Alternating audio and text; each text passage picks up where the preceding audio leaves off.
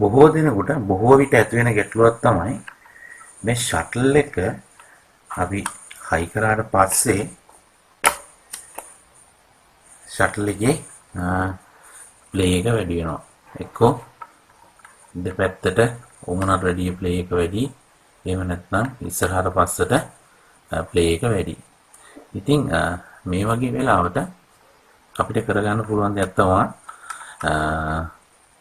මෙතනදී දැන් ප්ලේ එක ගොඩක් වැඩි වුණොත් ෂටල් එක ගැලවෙන්න බලනවා.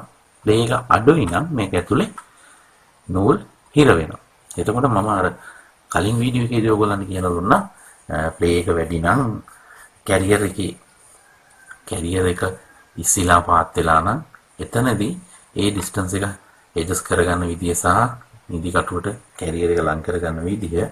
ඉතින් ඒක අවශ්‍ය වෙන්නේ අපිට බොහොම කලාතුරකින්. එහෙම නැතුව අපිට සාමාන්‍යයෙන් අපි පාවිච්චි කරද්දී අපිට එනවා නම් මෙතන ෂටල් එකේ නූල් හිර වෙන ප්‍රශ්නයක් හරි ෂටල් එක පනිනවා නම් හරි එතකොට අපිට මේ තියෙන මෙතන තියෙන පාර්ට්ස් වලින්ම ඒක ඇඩ්ජස්ට් කරගන්න පුළුවන්. මම ඕගලන්ට පෙන්නන්නම් ඒක කරගන්න විදිය ඇත්තටම ලේසි. ඉතින්ලාම අපිට පුළුවන් දැන් ෂටල් එකේ ප්ලේ එක වැඩි නම් එහෙම නැත්නම් ෂටල් එකේ ප්ලේ එක අඩු නම් දැන් මේ සාමාන්‍යයෙන් මෙතන පොඩි ප්ලේ එකක් තියෙනවා. ඒතකොට තමයි මේකේ අතරෙන් නූල වටේ කැරකිලා ගිහිල්ලා පනින්නේ. ඉතින් ඒ ප්ලේ එක මේ බලාගන්න මේ හෙල්ලෙන ප්‍රමාණය මෙන්න මේ ප්‍රමාණය තිබුණාම ඇති. ඒ වගේම තමයි මේ උඩට සහ පාතට මෙන්න මේ වගේ ප්ලේ එකක් තිබුණාම හොඳටම ඇති. ඒ වගේම තමයි මේ ෂටල් ගාඩ් එකට එතනත් මේ පොඩි ඉතක් තමයි තියෙන්නේ. ගොඩක් ඉත තියන්නේ නැහැ අපි. ගොඩක් ඉත තිබ්බම ෂටල් එක හිට පනිනවා. තියෙන්න ඕනේ මෙන්න මේ ප්‍රමාණය මේ බොහොම පොඩි ඉතක්. ඒ වගේම තමයි දැන් මේ ප්‍රමාණයට තියනවා නම් බොහෝ විට නූල් හිර වෙන්නේ නැහැ මේක ඇතුලේ. ඒ වගේම ෂටල් එක පනින්නෙත් නැහැ. මොකද මේක අවශ්‍ය ප්‍රමාණයට ප්ලේ එක තියෙනවා. අනවශ්‍ය විදිහට ප්ලේ එක නැහැ. ඒ නිසා නූල් හිර වෙන්නේ නැහැ. ඒ වගේම ෂටල් එක ගැලවෙන්නෙත් නැහැ. නිදහසේ නූල ෂටල් එක වටේ ගිහිල්ලා මැහෙනවා. ඉතින් මෙතනදී අපි හිතමුකෝ මේකේ මේ ප්ලේ එක අඩුයි හෝ වැඩි.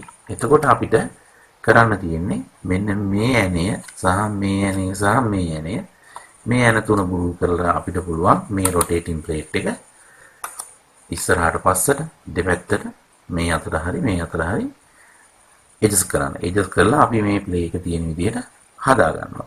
හදාගෙන නැවත මේ ඇණ තුන හොඳින් තද කර ගන්නවා.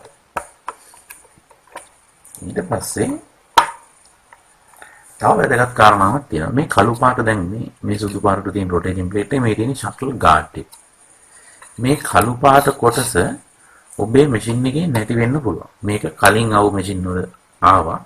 ඊට පස්සේ මේ 974N එකට ආවේ නැහැ. ඇත්තට මේ මැෂින් එකේ තිබුණෙත් නැහැ. මේකේ තියෙන්නේ මේ මගේ ගාව තිබිච්ච එකක් හොඳ නිසා. ඒ කියන්නේ මේක තියෙන එක ඇත්තටම හොඳ නිසා මේකට එකතු කළා.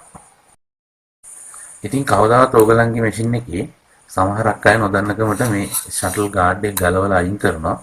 ඕගලන්ගේ මැෂින් එකේ මේ ෂටල් ගාඩ් එක තියෙනවා නම් මොනම හේතුවකටවත් ෂටල් ගාඩ් එක ගලවලා අයින් කරන්න එපා. මොකද ඒක අවශ්‍යයි. ඒක තියෙන එක ලොකු පහසුවක්. ෂටල් එක ගැලවිලා පයින් එක සම්පූර්ණයෙන්ම නවත්ත ගන්නවා. අලුත් මැෂින් වල මේක නැහැ.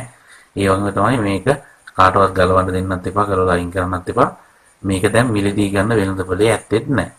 හරි. අපි දැන් බලමු ෂටල් එක වටේ අපි මේ ප්ලේ එකක් තියලා මේ ප්ලේ එකක් තියලා නූල් බුරුල් කරලත් නැහැ. නූල් හොඳට තද කරලත් මහනකොට මෙතන ෂටල් එක ඇස්සේ නූල් හිර වෙනවා.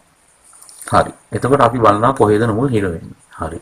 එතකොට මේ අපි දන්නා මේ ෂටල් ලොක් එක අපිට ෂටල් ගලවනකොට මේ ඉස්සරහා පැත්තට නමලා ඉස්සරහ පැත්තට තල්ලු කරාම හිටිනවා. සමහරක් ඒවා ආපු වෙනවා.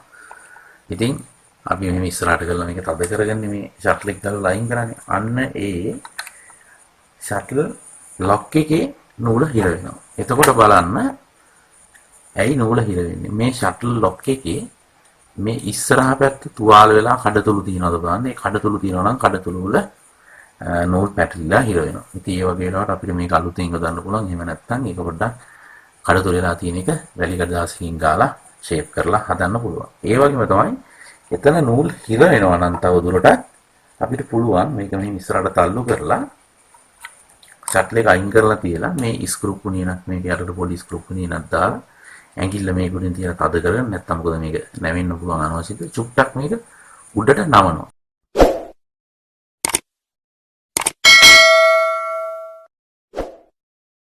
ෂටල් එක හයි කරලා ලොක් එක දාලා මහනකොට ෂටල් එක ඉස්සරහට පනිනවා නම් අනවශ්‍ය විදිහට ෂටල් එක ඉස්සරහට පැනලා යනවා නම් බලන්න එතන මේ නැම්මක් වගේ උඩට තියෙනවා. එතනින් තමයි ෂටල් එක ඉස්සරහට පයින් එක නවත්තලා තියාගන්න. ඉතින් එතන සමහරක් වෙලාවට නූල් එතිලා හිර වෙලා එහෙම ඇද වෙලා මේක පාත් වෙලා තියෙන්න පුළුවන්. ඉතින් මේ වගේ වෙලාවට මෙහෙම උල්ලඬුවක් පාවිච්චි කරලා අපිට පුළුවන් මේක පොඩ්ඩක් උඩට නවා ගන්න. එහෙම කරලා උඩට නවපුවාම අර ෂටල් එක ඉස්සරහට පයින් එක නවත්ත ගන්න පුළුවන්. ඊට පස්සේ මම කලිනුත් කිව්වා අපිට මෙතන ලොක්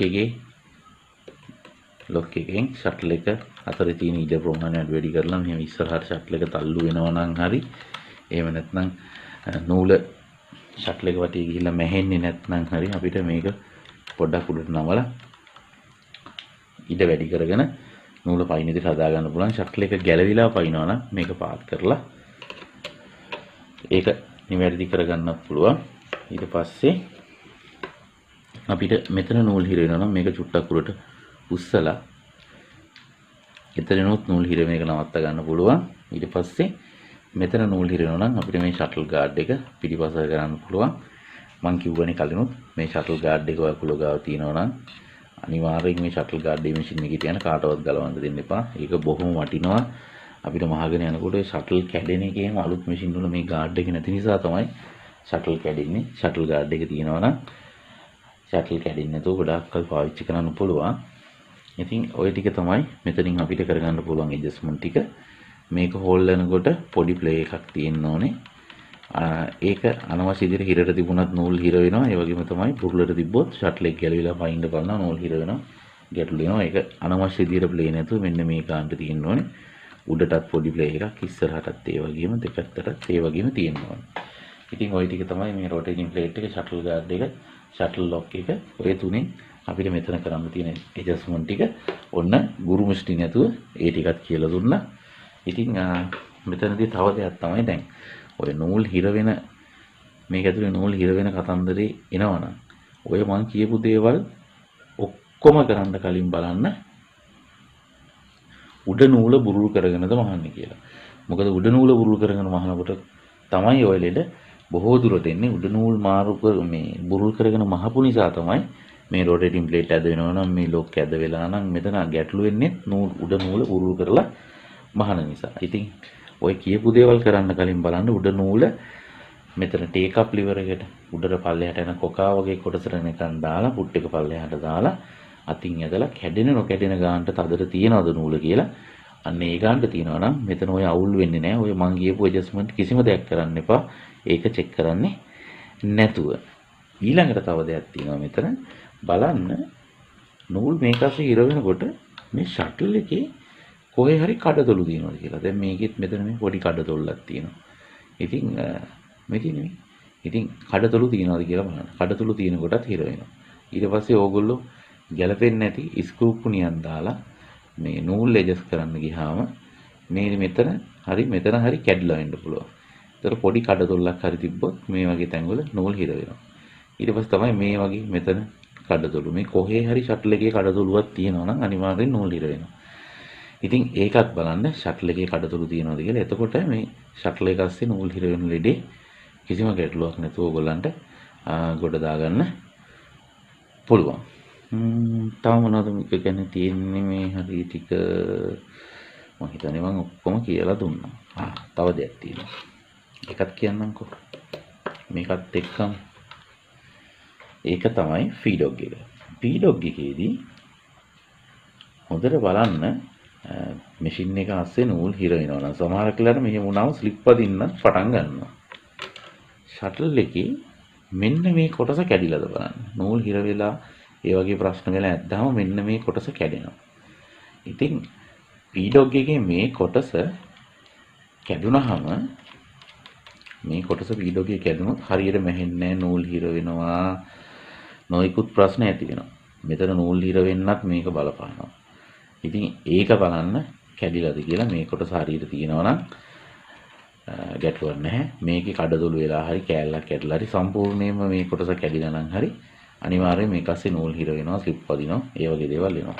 ඒ වගේ ඊළඟට මෙන්න මේ කොටස. මෙන්න මේ කොටස කැඩලා තිබ්බත් මේකත් කැඩෙනවා. උඩ නූල බුරුල් කරගෙන මහපුවාම හිර වුණාම ඇද්දාම කැඩෙනවා. මෙන්න මෙතන කැඩලා තිබුණත් මේක ඇස්සේ නූල් හිර වෙනවා සහ නූල් බුරුල් වෙනවා. අන්න ඒ කොටස තියෙනවද කියලාත් බලන්න. එතකොට ඔය යට නූල් හිර වෙන ප්‍රශ්නේ මොන විදිහකටවත් ඉන්න බෑ. මම ඔක්කොම ටික කියලා දුන්නා.